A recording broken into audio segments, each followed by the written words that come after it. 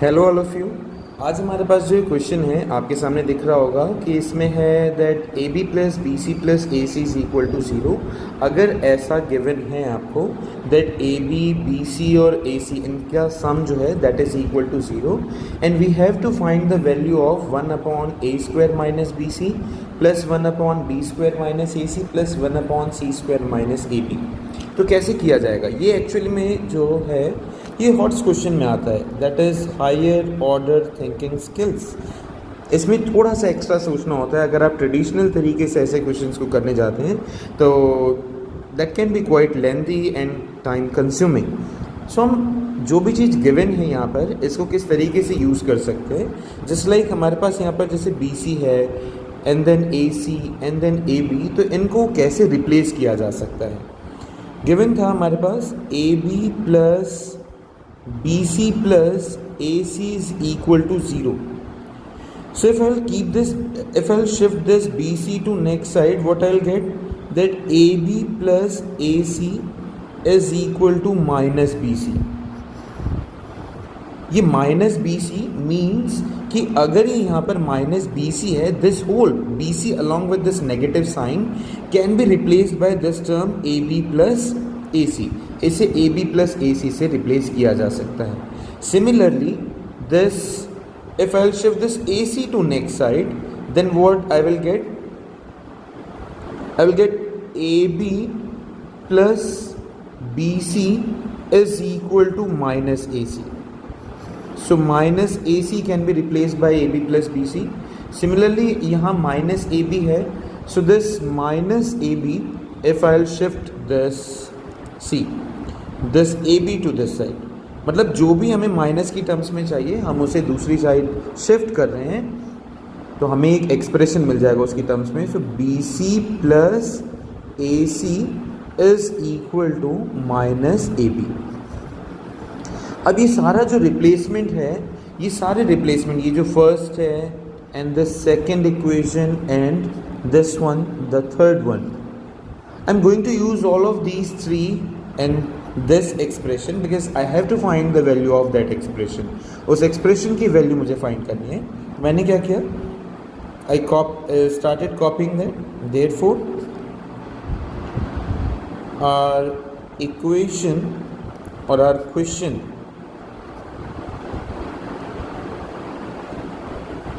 gets reduced to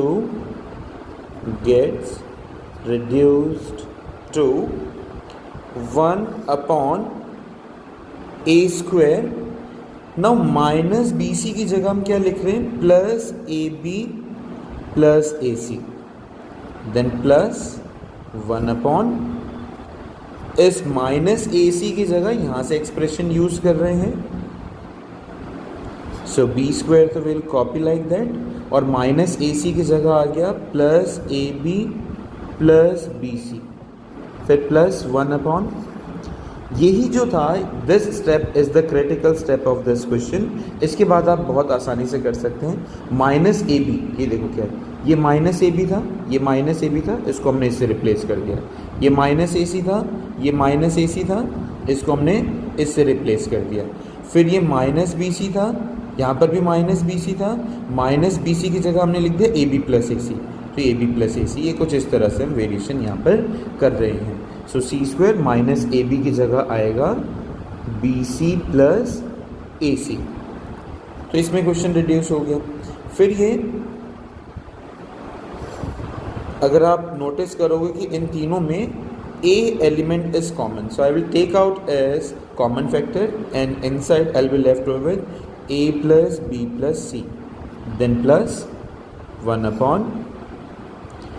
From these three I will take b as common, I will be left over with b plus a plus c. Then from these three I will take c as common factor and I will be left over with c plus b plus a. So c plus b plus a plus b plus c एक ही चीज़ है। So all these three terms are same। जो भी चीज़ same होती है उन्हें हम common factor बना के बाहर ले जाते हैं। क्योंकि डिनोमिनेटर में था तो 1/a plus b plus c बाहर रखा। जो बाहर चले गए उन्हें बाहर रख दिया. Now we are left with, अब जब ये सारे कॉमन फैक्टर बाहर चले गए, a plus B plus C, a plus B plus C and this a plus B plus C. So from here we'll be left with 1 upon a, from here 1 upon b and from here 1 upon c. So it is 1 upon a plus 1 upon b plus 1 upon c, which is 1 upon a plus b plus c, and then I'll take LCM over here, which is ABC. Okay. Now A does not have BC, so this 1 will get multiplied by BC, so I will write here BC. Then B does not have AC, so this 1 will get multiplied by AC, I will get here AC. Then this C does not have AB, so this will get multiplied by AB. So AB, BC and AC. But हमें तो ये पता था ना, but AB plus BC plus AC is equal to 0. AB plus BC plus AC तो 0 की equal था. That was given to us. ये चीज़ हमें गिवन थी. तो I can replace all of these 3 terms by what? 0. इनको मैं पूरे को 0 से रिप्लेस कर सकता हूँ. So I be left with 1 upon A plus B plus C into 0 upon ABC. And you know that 0 multiplied by anything, ये सारे टर्म जब 0 के साथ मल्टीप्लाई होंगे सो रिजल्ट विल बी 0. तो इतना इजी था. बस इस तरह के क्वेश्चन में 1-2 ही क्रिटिकल स्टेप होते हैं. अगर आप उन्हें समझ गए, वो ट्रिक यूज़ कर ली, that these type of question becomes very easy to solve. Otherwise ये बहुत डिफिकल्ट हो जाते हैं. हॉट्स क्वेश्चन है 9-10, आगे कॉम्पिटिटिव लेवल में भी इस तरह के क्वेश्चन, स्पेशली एसएससी वाले जो एग्ज़ाम्स होते हैं उसमें थोड़े हाई लेवल की मैथ्स पूछी जाती है. तो इस तरह के क्वेश्चंस जो है एक्सपेंशन से रिलेटेड दिए जा सकते हैं. आई होप कि आपको समझ में आया होगा.